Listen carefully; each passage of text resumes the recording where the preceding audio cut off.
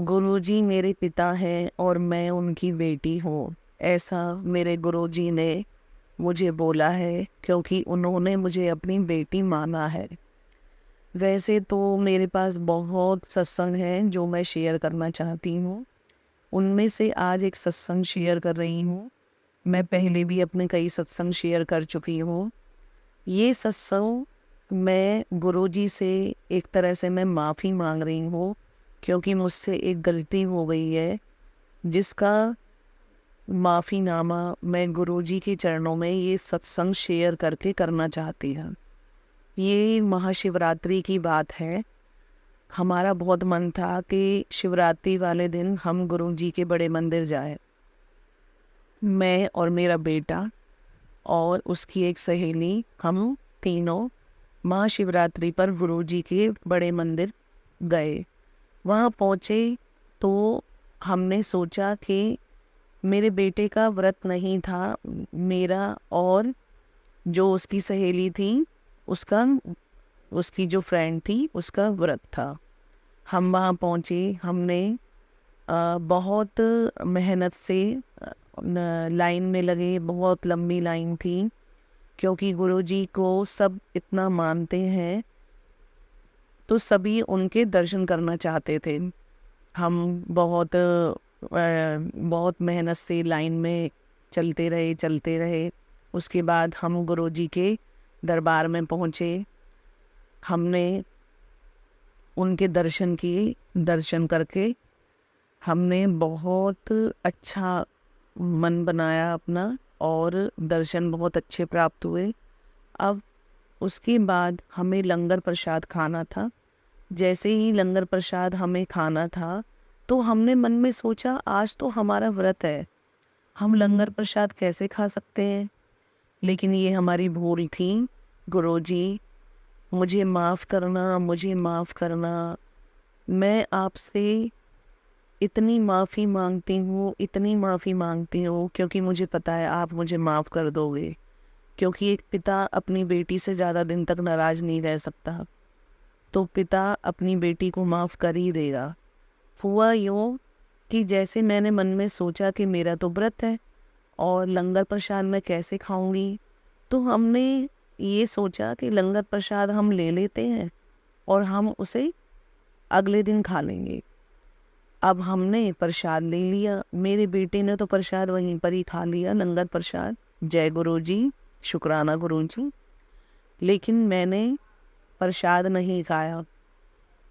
अब क्या हुआ कि हम उसे अपने घर ले आए और घर पर आकर हमने प्रसाद जो है उसको रख लिया।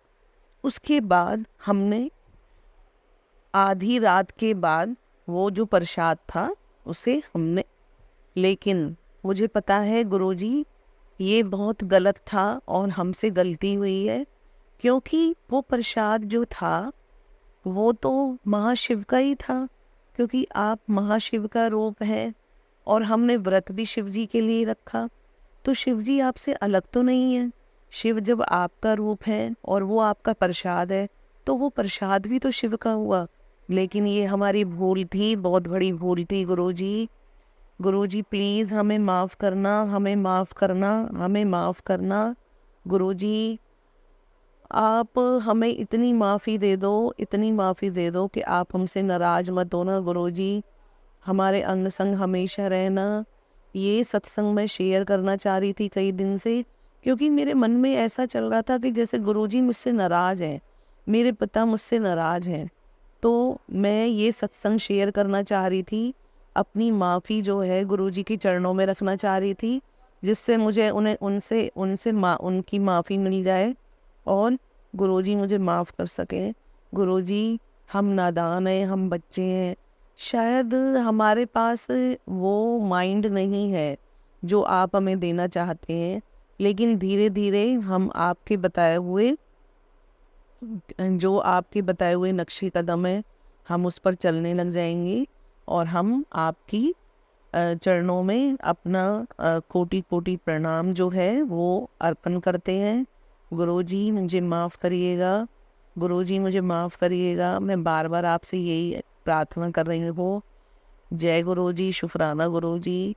गुरुजी आगे से ऐसा कभी नहीं होगा, क्योंकि मुझे पता चल गया है कि आप ही शिव जी का रूप हैं, आप ही शिव स्वरूप हैं। आप जो कर सकते हैं वो कोई भी नहीं कर सकता। आप दिन को रात और रात को दिन बना सकते हैं। जब आप किसी को कहते हैं कि मैं जन्म जो है, मृत्यु दान, जीवन दान, सब कुछ दे सकता हूँ, तो वो सब कुछ जो है आप हैं। आप सबसे परे हैं, सबसे हटकर हैं। आपने हमारे लिए जो किया है हम उसका शुक्राना चाहकर भी नहीं कर सकते।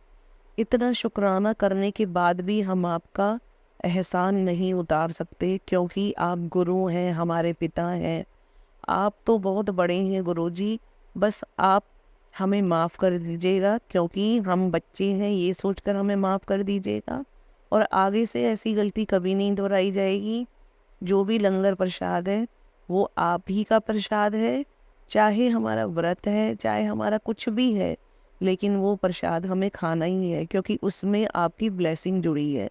क्योंकि मुझे पता है मैंने उस दिन गलती करके आपकी ब्लेसिंग गवा दी है। तो प्लीज़ गुरुजी मुझे माफ़ कर दो। जय गुरुजी, शुक्राना गुरुजी।